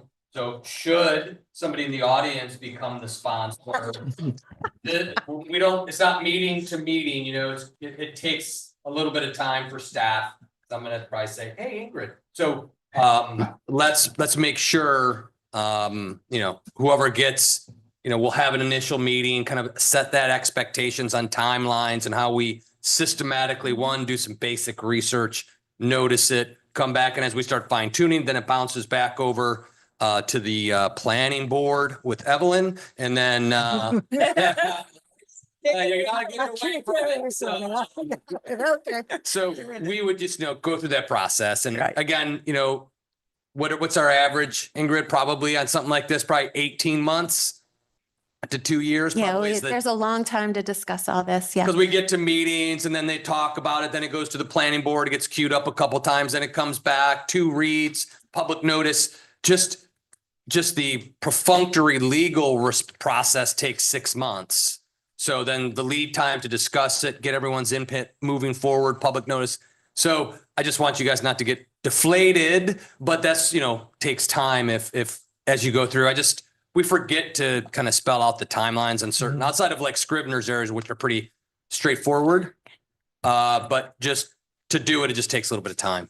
Also, does keep this- in mind, this is chapter 23, so I don't believe it goes to the planning board. Oh, It's your zoning. signs aren't in, oh, you're right. They're Yeah. not part of your zoning But code. It's a traditional process, something like Yeah. sign. Generally, we send One to the less planning hurdle, board. one Yeah. less hurdle. I have a question. Does the sponsor have to be a commissioner or can it be It can be anybody. anybody? Could be Okay. anybody. Okay, Yep. that's right. Okay. Preferably either commissioner, resident, Yeah, of employee. course, of Okay. course, of course. Can we just bring forward those items without identifying, or I don't, or You can do it any order you want, but eventually as we start taking if you think of my friend who's watching, yes, we're following the process, Jeff. And, just to make sure before we start spending an exceptional amount of time that a sponsor is assigned and we do hold to the ordinance process. But initial background is pretty basic. Like if you so choose, you direct us to do it, of course, then you can get a sponsor once we get the initial, because that's probably boring for a sponsor. Like, go look what other towns did, come back, that kind of thing. Yeah, so I guess I like that idea. My recommendation would be, we don't assign a sponsor yet because we did get feedback that there was not enough lead time on this item. So, let this be just an a more thorough introduction to the item where, if you could bring like some more background, like what some of the other towns do, the legal background, and then maybe some actual size, that we can see for the next meeting. And then at the next meeting, we'll have our new commissioner and hopefully Don will be here. And so then we can have a discussion of the full commission. And then at that point, maybe assign a sponsor. That would be my recommendation. Yes, Friends? I would agree. I think that's a good plan. Good plan. Agree. Okay, so we'll bring it at a future meeting. Future meeting. That not necessarily next Got it, meeting, Ingrid? but at some point. Okay. Whatever. I love to do it. Well, thank you very much for the discussion. Thank you very much for, you want to make one more final comment? Go ahead. To say that in the PowerPoint that Maggie presented, she has given you the signage requirements for 3 other towns. And we can get 10 more, but those. Well, that, Certainly. We'll you. get in touch with you guys and we'll keep you You in the wanna loop. make a We're not going to leave you comment? on the dark. We are not the first community to standardize signage. True. And I mean, Len, you would know this, and the only pushback, of a state that I was involved in, Nevada, the only pushback we had was really from the real estate associations. They were the most verbal groups that came and lobbied for it. So this is not a new topic, and I think if we look at the history, and it's very achievable. And as you mature, obviously your sight for a larger sign becomes more important. So, these are some of the issues that we ran into, but thank you. Thank you very much. Okay, moving on to item B in new business, resolution number 2025-006, a resolution of the Town Commission of the Town of Highland Beach, Florida, in support of House Bill 517 and Senate Bill 840, urging the Florida State Legislature to enact legislation to provide a public records exemption for municipal clerks and employees who perform municipal elections work or have any part in code enforcement functions of a municipality, providing for distribution, providing for severability, and providing for an effective date. So I know this is from Linelda, so she'll give you the Professional Clerks Association's position. This did come to the Florida League of Cities for Municipal Operations, our policy committee. It didn't rise to the top issue at the time, but the Clerks Association has been quite active in trying to pursue. They do little cutouts every now and again. There's usually like 10 a year that the legislator looks at and then eliminates that.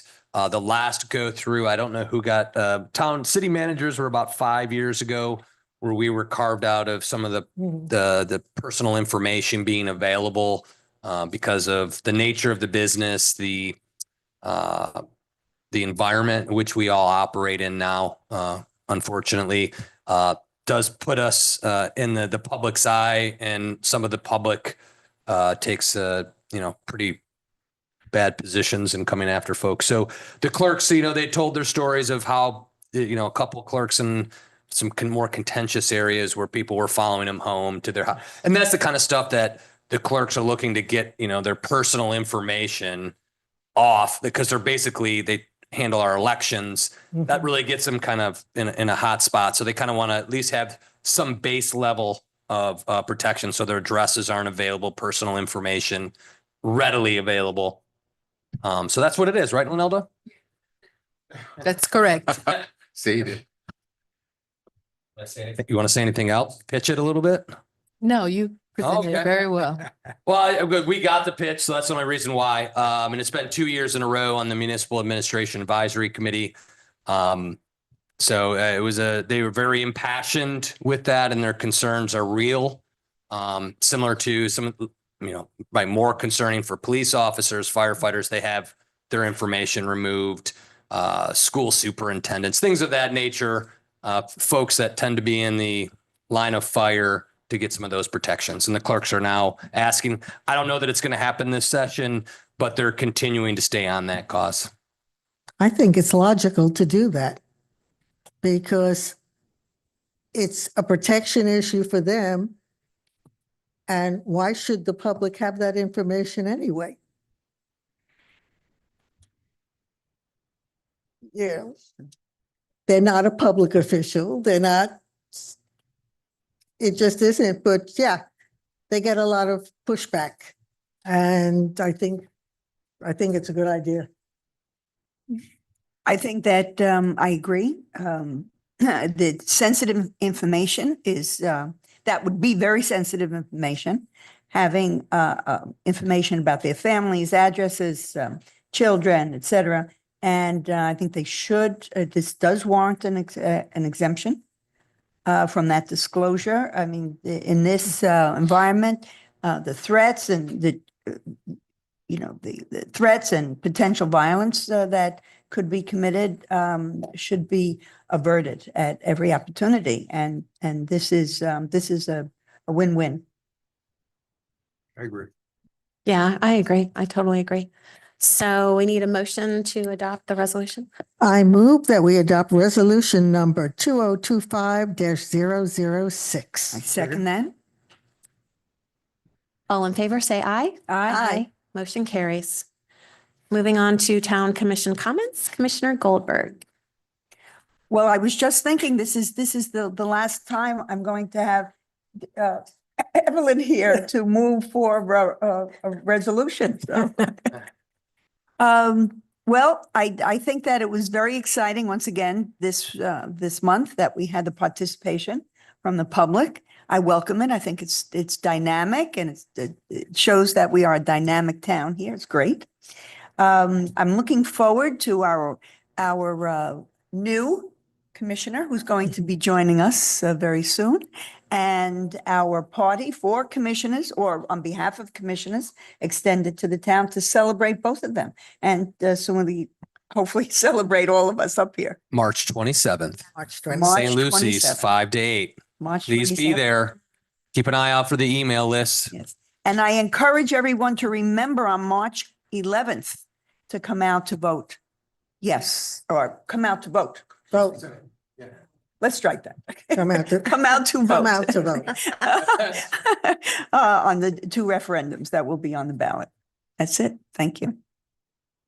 Commissioner. Yeah, this is my last meeting here. It now. is. For now. For now. Okay. It has been a pleasure to watch this town change over the last 6 years. And I take pride in the fact that it is a much better place than I am leaving than it was when I came. That we have accomplished a lot of things in 6 years, and I look forward to having Jason as a commissioner because I think he will be incredible. So while I'm sad to leave, I'm not, because I know this seat will be well filled. And I thank everybody that I have worked with. The staff in this town is incredible. They are willing to help and do anything that you need and are available. And it's just been a real pleasure. Marshall, everything flows from the top. And this is someplace where people tell us we can't do things, and yet we do. Somehow it manages to work, and this town is a kinder, gentler situation than most other places. We try to be kind to our residents. And it works because by and large, our residents are very happy with the services that they get. So I thank everybody for making this a wonderful 6 years. And we thank you. Terrific. Great job. Thank you. Just a quick update. I keep updating on our installation of our 2 charging stations, outside charging stations. They're now installed, approved, operational, and we made the decision, the going rate is 45 cents kilowatt. We're doing it at 20 cents because it's a benefit to our residents, but their charge cards have to be on file with the security desk so no one can come in and just use it. So it's a real amenity for the building. Yeah, thanks for being on the forefront of that. Really some clever ideas there and for other buildings to follow. So thank you for blazing the trail on that. That's excellent. And it's been a pleasure working with you, Evelyn. I have learned so much from you. And yeah, I say for now, because who knows what the future will bring. And thank you for all your many, many, many outstanding contributions and And I'm not leaving. Right. So that the phone number still works. And thank you for volunteering for planning board. That's awesome. We look forward to your contributions there. I didn't want to leave completely. It is a salary cut, though. You know, when I ran for this position, I didn't realize that there was a salary at all. So it really didn't matter. It had nothing to do with it. And I look forward to celebrating. Yes. You don't see it. It goes right in your checking account. Doesn't matter. I look forward to celebrating you and Jason on the 27th, right? Please, everyone come. Forward to a wonderful party. Yes, Thank you. absolutely. And moving on to town attorney. No, Mayor, but I'll see Commissioner David on planning board. Yeah. So happy. Yeah. Town manager. Yes, I'll say my goodbyes later because you're not goodbyes, right? But thank you for everything. You've really helped me out a ton when we got started. You were there in the initial throes of the old OCP, the Ocean, whatever project, whatever that we had, Ocean Walk, OWP or whatever that was. We had, I know we don't talk about it, but thank you. That really helped me a ton, starting on day one and having to navigate the community. And isn't it nice? We no longer need a civility pledge at the beginning of our meetings. Oh, my gosh. This is really interesting. Before Evelyn spoke, one of the comments I wrote down was, I was so impressed today with the decorum of our conversation regarding Milani Park. We have come a long way on that project to talking about that or any other issues.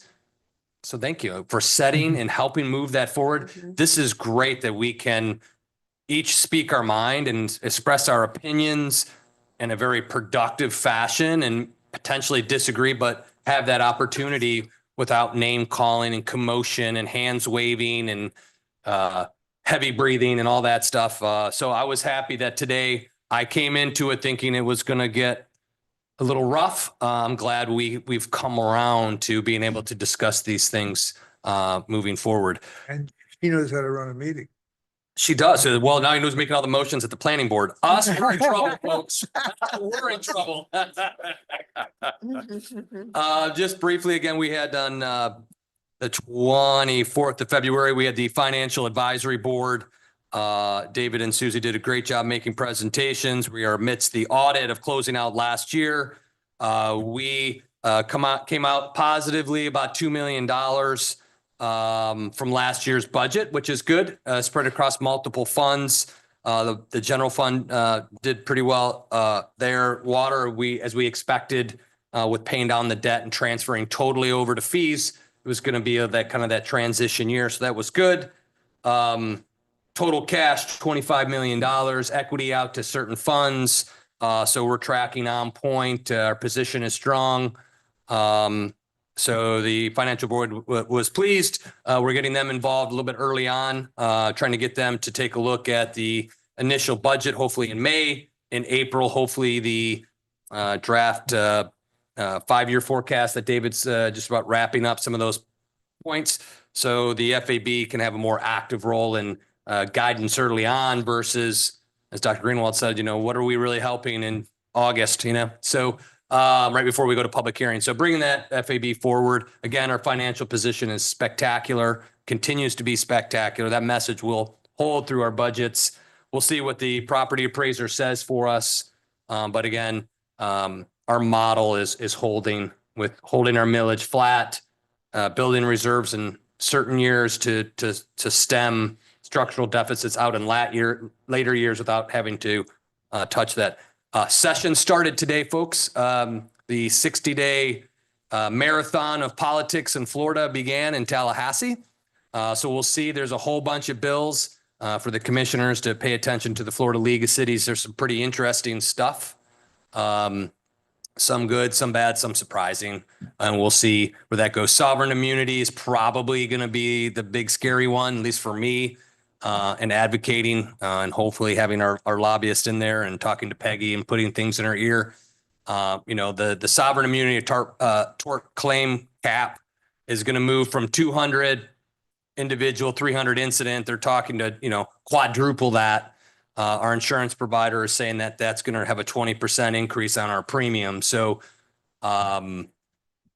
we'll just have to keep an eye on that. Hopefully they settle it down to some lower number. I don't think not increasing is on the table, but if we can hold that in place. And I'll keep you updated because that one's going to hit our bottom line pretty hard on insurance. And the other ones, you know, whoever's out there watching or reading, some are pretty wild and bizarre. Some are very pragmatic. We'll just see how it starts to shake out over, you know, the next 3 weeks. You'll start to see real movement, bills that kind of flounder, fall off, other ones that get a footing and move forward. So I'll try to keep that to you.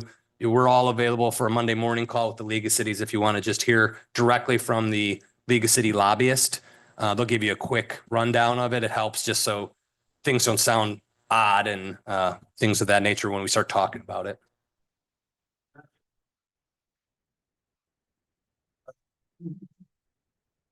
The model that you showed, which I thought was outstanding, could that be blown up and sent to the appropriate people before the April 2nd meeting? Because I'm always concerned whenever you call a meeting like the one that's coming up April 2nd, what's going to come out of the audience at that point? And I'm not sure what we want to achieve at that meeting. So this is right now a well-kept secret, except for the audience that was here today. And it would really be, I think, useful if more people could see that and you could actually maybe couch what we'd like to see take place on April 2nd. I know there's a meeting, but if you said to me right now, do you know what's going to take place on April 2nd, aside from some suggestions, I really couldn't answer it. I'm not sure what we expect to accomplish on April 2nd at that meeting.